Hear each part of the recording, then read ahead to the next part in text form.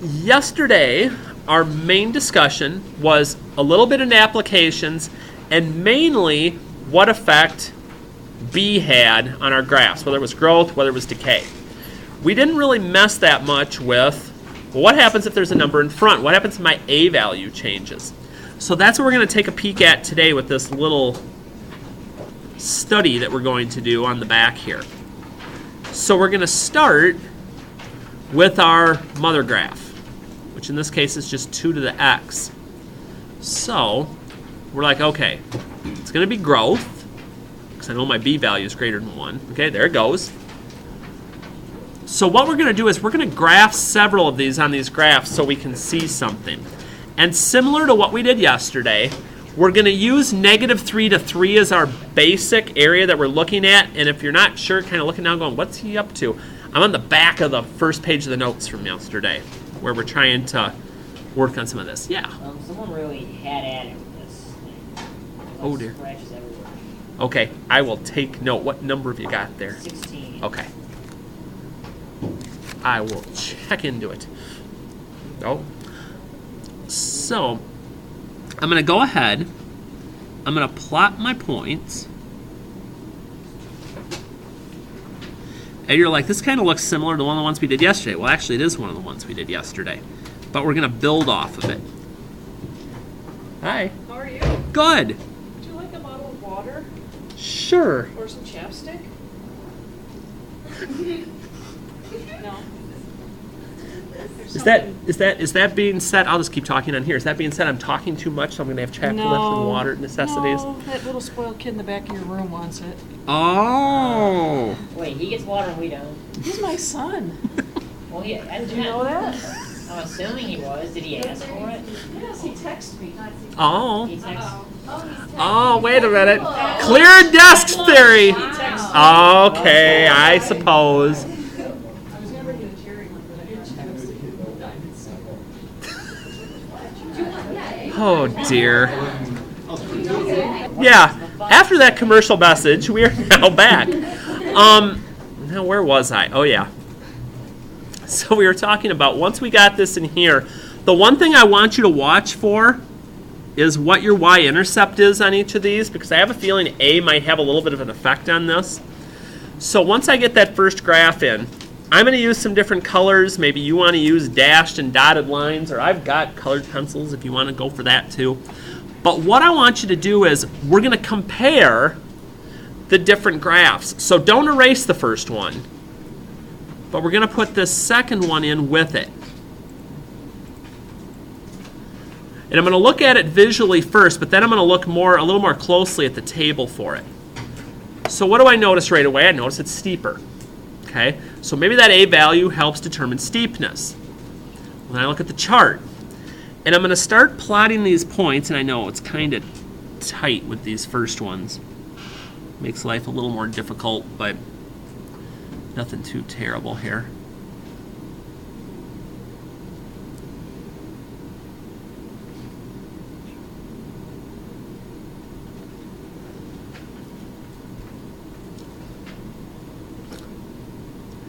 But once you get that in there, and some of you may be ahead of me by now, keep looking at your y-intercept, especially for this new one now, which is your second column here.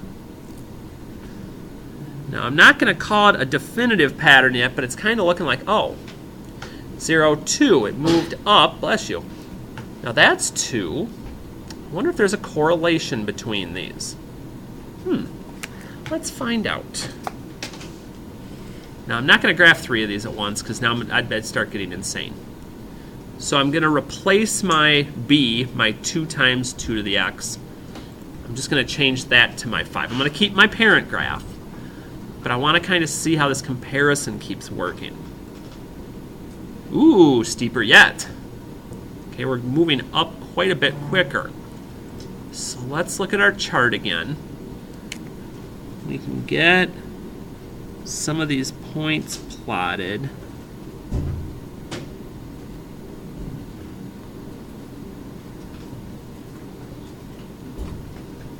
And I know I don't have room for all of them, so that's all right.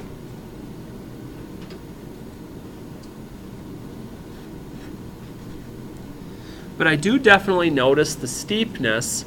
But again, notice your y-intercept. Because we're always looking for clues to make things easier. Now I can definitely say I think we're finding a pattern here. My a value looks like it has a direct relationship to what my y-intercept is going to be, at least before we get into shifting. Now I'm not going to do E, but I am going to do D here. Let me move this over here for a second. Because I do want to take a look at one of these that has a negative a value, just to see exactly what effect that's going to have on me here. Aha! Looks like we're going to open downward then. And we actually have a mirror image here, because basically the only difference between D and my parent graph is that -1 that I have in front. And you also will see that in the table. All the same values, just now they're all negatives instead. So I look at this and I say, okay, what does that mean exactly for A? Well, to me, and again, I notice my y-intercept to just reiterate what I was thinking before. What effect is A going to have on the graph in general? I can see two things right away just by looking at the picture that we've got. One, whoops.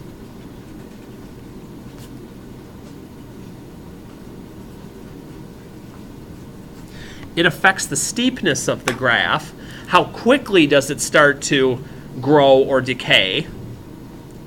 And also,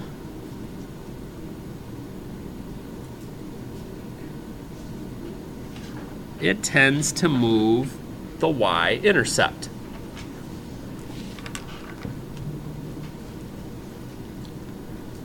That's just a couple of general things, because there's a couple more things that it does, but we actually talk about that right below it.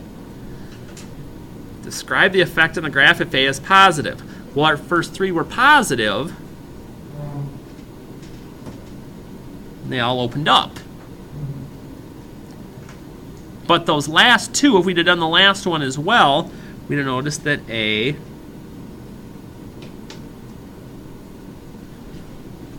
makes everything open downward. So there's a couple of little things in here that might kind of start throwing things a little bit wild. And we're not going to go through all four of the ones below. There's a couple specific ones I want to hit on.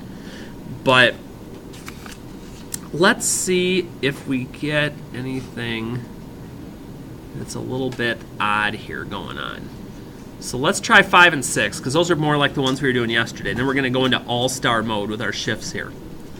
So we'll get the calculator back.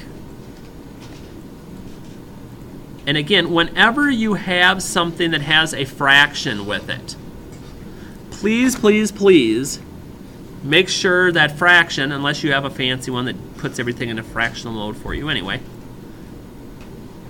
parentheses around there so we don't have some issues. So we've got 1/2 times 3 to the x power. Okay, first question, and if you've already hit the button, don't say anything, because I want somebody that hasn't seen it yet. Is this growth or decay? Growth. Growth. Okay, what's my growth rate going to be?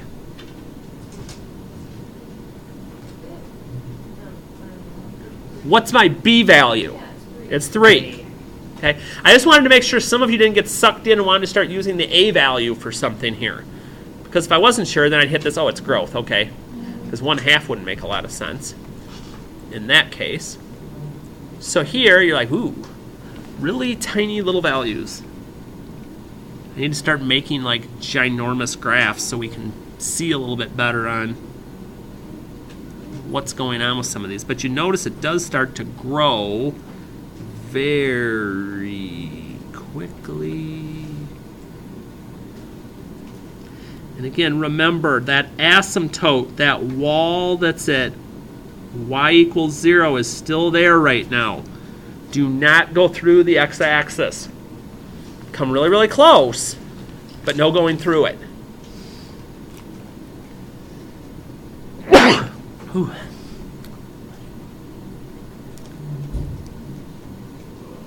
So I'm just going to go ahead. I'm going to put the values in here just as a reference point. And also because I see one value in here that's going to reiterate something we just got done talking about.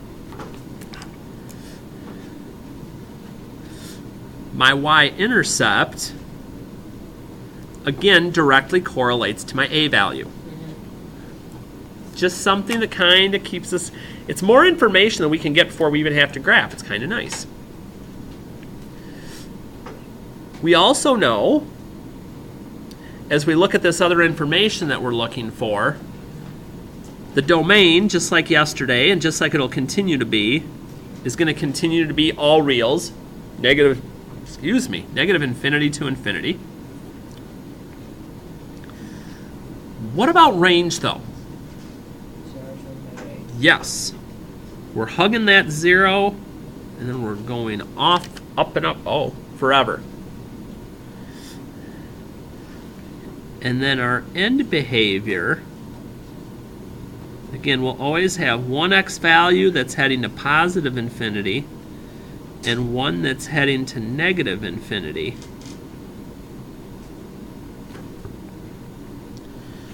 So as x is heading to the right, as it's heading towards positive infinity, what's happening to the y value? What do we approach? Infinity. However, as x approaches negative infinity or goes to the left, where do we approach with y?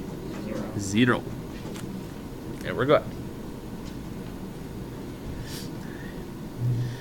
So I believe as far as these types go, there's really only one other thing that might hook some of you up, but we'll see. 6 is the all-star question. Again, before you punch it in, what's our b value on number 6? Okay, I look at this, my b value is 4. So if my b value is 4, should this be growth or decay? It should be growth. It should be. It's not. Negative x. Right. Oh, we have excitement. Okay. You're like, yeah, the most excitement we've seen in here in forever. Because you hit the button and you're like, wait a minute, it looks like decay though. Here's what's going on here. We have this little issue. No, it is not an imposter. When we have negative exponents, we have what's called a mirror effect. I see it. And basically what it does is, it's the same thing that happens when you go and look at yourself in a mirror and you're wearing words on your shirt and it doesn't look the same way when you're looking in the mirror. It's like a reciprocal that you're seeing, or a mirror. So here's what actually happens. Whatever value is inside the parentheses, whatever that initial b value is, you're going to take its reciprocal, and that is going to become your new rate. And now it makes more sense, because if my b value was 1/4, then it would look like decay. So whenever you see that negative exponent, be careful, because it's going to be just the opposite of what you think it's going to be. And no, I don't think we're going to be graphing 192. I don't think we're going to be graphing 48. The other ones I think we'll be able to handle, though.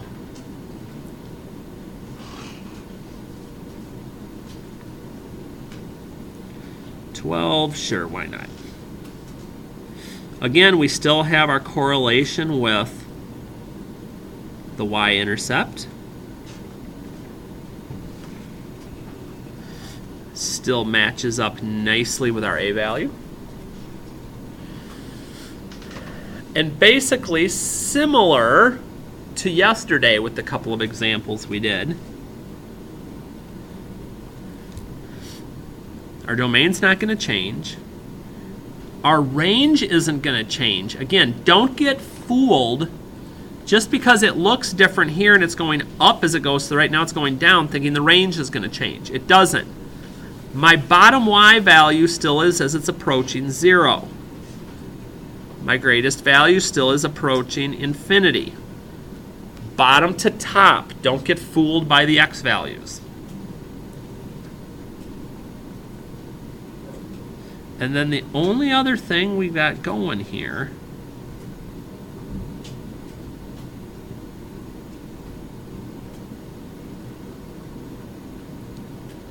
so let's see here.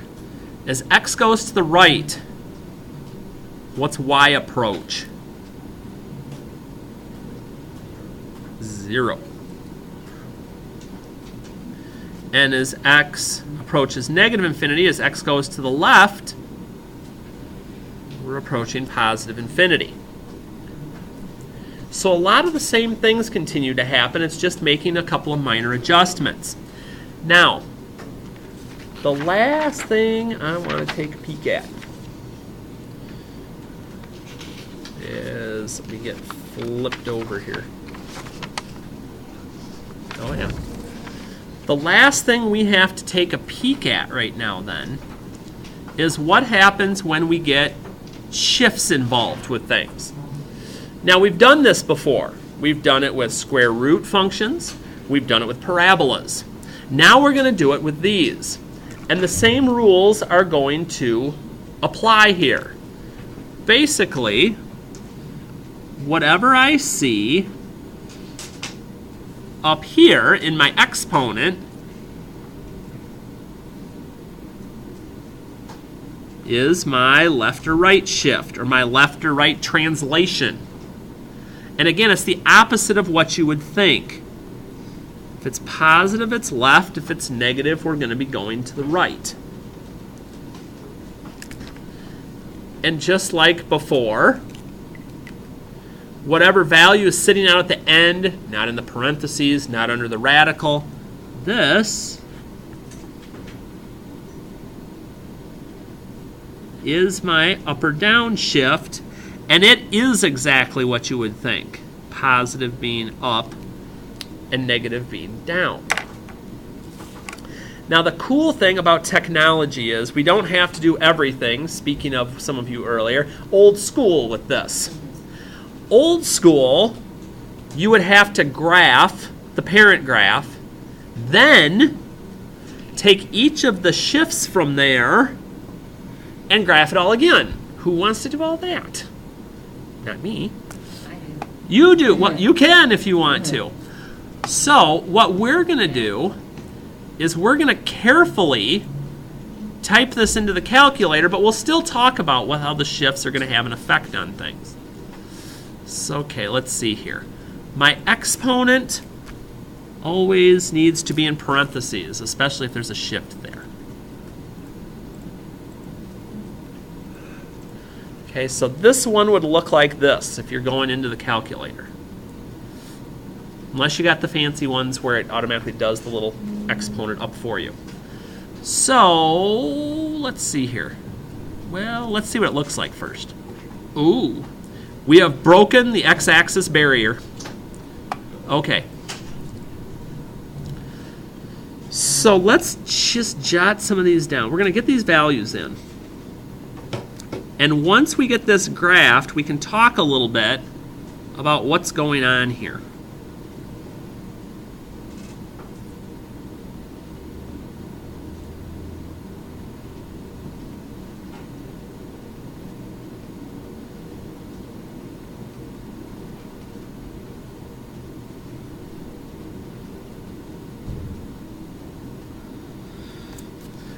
Because we always have been having the x-axis as our asymptote, where the do not cross line. Well, that just moved on us. Because as you start to look at your chart, if you start working more into those negatives, you notice we're getting closer and closer and closer to -4. And you may even find some values that actually say -4, but you won't see any values on the other side of that. So that -4 is now going to serve as my asymptote, or my wall that I will not be going through. Now, what does that actually change, though? Well, it changes a couple of things. It's not going to change my domain. That still hasn't done anything different.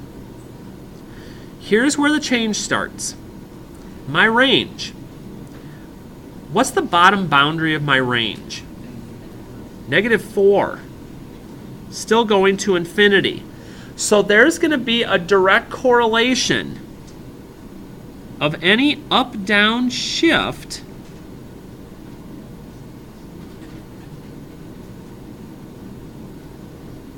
is going to move that bottom value of your range, or maybe your top value if it opens down. Because what are the two shifts for this problem?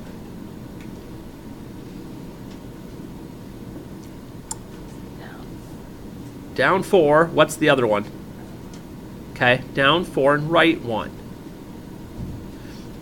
Down 4, range goes down to -4. It'll directly correlate that. You'll also notice my A value is 3. Ooh, that doesn't match up with this anymore because we started shifting it. That moves all of those things so we wouldn't see that value in the place we'd expect to see it anymore. Okay. But that's our big thing here. Shifts of up and down, change those. So what does that do for us? It allows us to come up with all of this information without even looking at a graph. At least it should be able to. So for instance, if I was going from f of x to g of x, what's the shift that's involved here?